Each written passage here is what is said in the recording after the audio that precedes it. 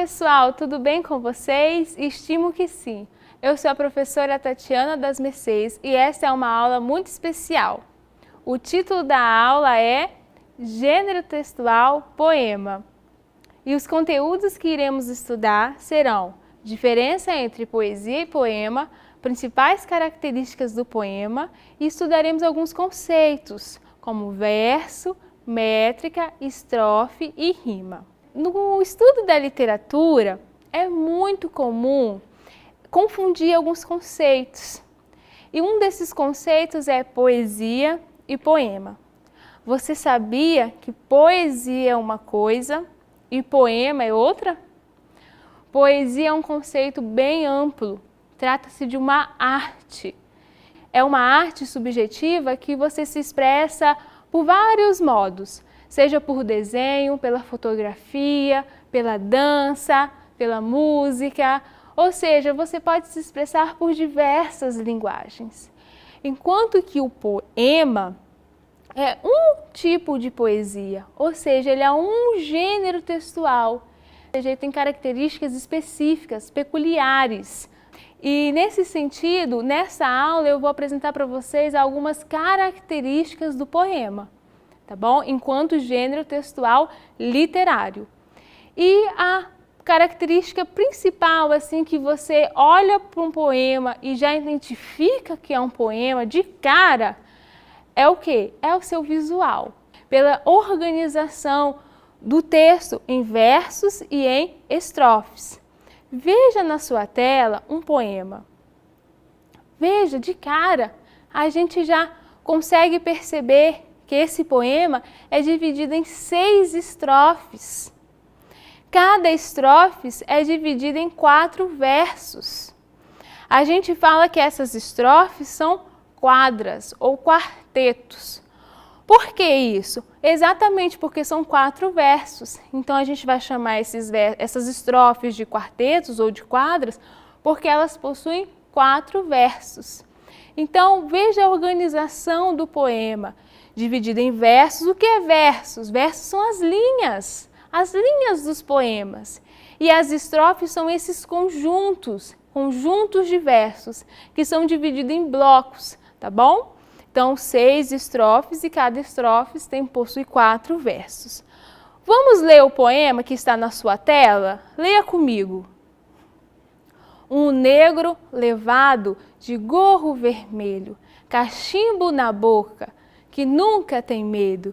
Se tem um pé só, não faz diferença. Ele é bem ligeiro, mais que você pensa. Vivendo na mata, engana todos, em tudo acha graça, roubando cachaça. Azeda o leite, espanta o cavalo, protege as plantas, não gosta de pasto. Vem bem de repente, enreda em moinhos, para ser o seu mestre, segura o gorrinhos.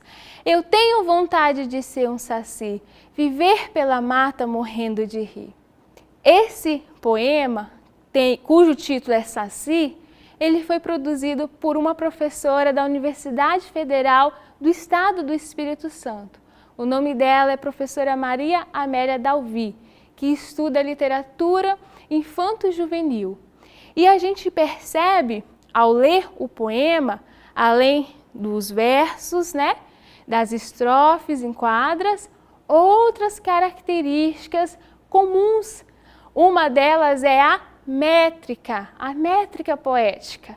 O que é isso? É a contagem das sílabas poéticas.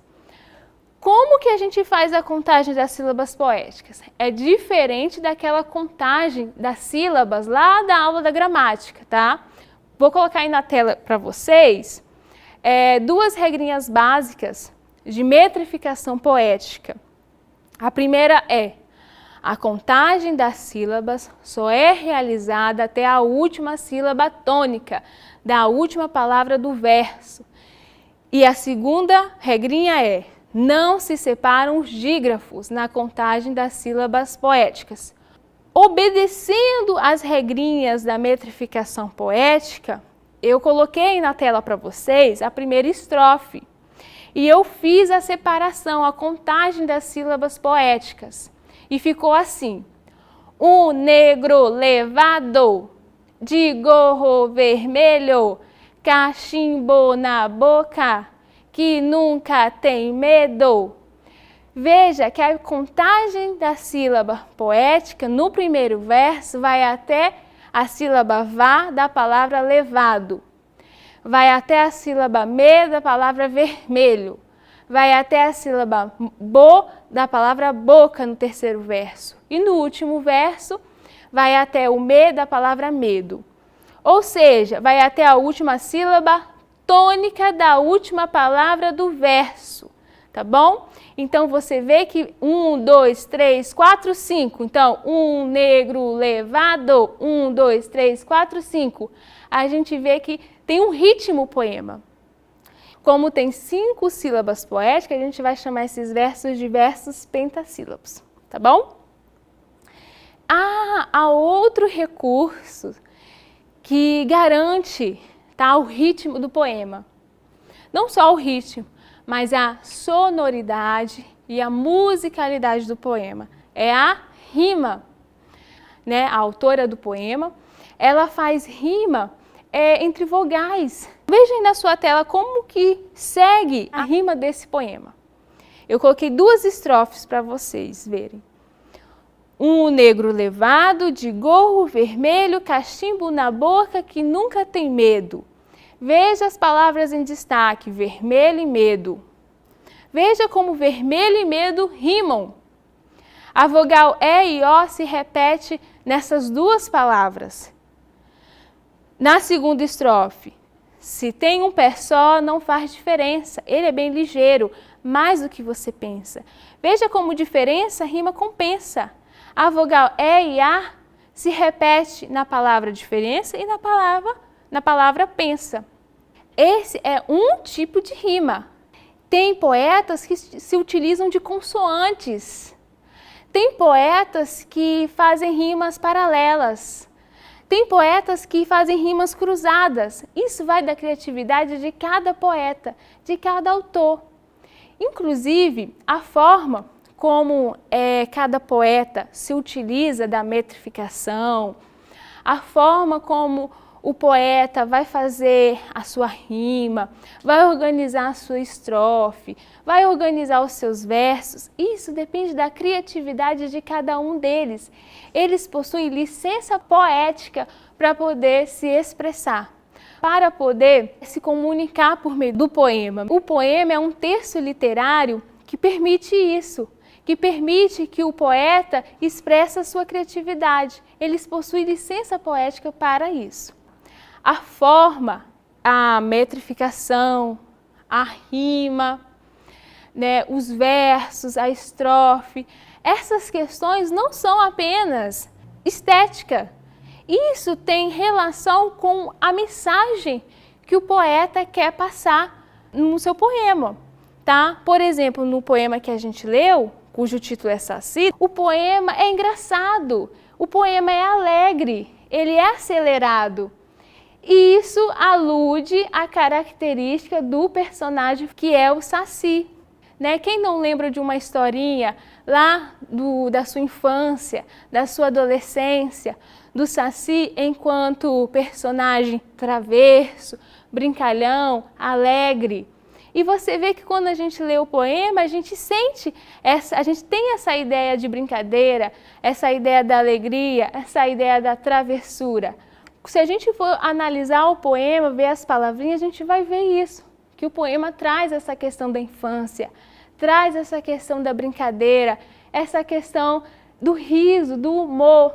E na 4ª estrofe, fala até da questão da preservação ambiental, quando fala que o Saci não gosta de pasto, né? Que é um assunto que a gente precisa tanto problematizar no contexto atual e no contexto da escola, não é verdade? Gente, eu preciso também falar uma coisa. Tem poetas que não seguem essas regras, você acredita? Tem poetas que não fazem rimas. Você já viu? Você já leu um poema que não tem rima? São poemas livres, são poemas brancos. Tem poemas que não têm ritmo, tem poemas que não seguem uma métrica padronizadas. Porque, como eu já disse, eles têm licença poética. E eu vou mostrar para vocês um exemplo de um poema que foge a algumas dessas regras. Não tem uma estrofe, não tem um verso, não tem uma métrica padronizada, mas mesmo assim nos traz uma mensagem de reflexão muito importante. Veja aí na sua tela. É um poema do Augusto de Campos, de 1965. O título do poema é Lixo e Luxo. E com duas palavrinhas, ele nos convoca a uma grande reflexão sobre essa relação entre lixo e luxo. Então veja que um poema, apesar de não ter estrofe, não ter versos, de fugir algumas regras básicas, né, que eu apresentei aqui de um poema, mesmo assim ele traz uma mensagem. Ele é mais visual e mesmo assim traz uma mensagem, uma denúncia social.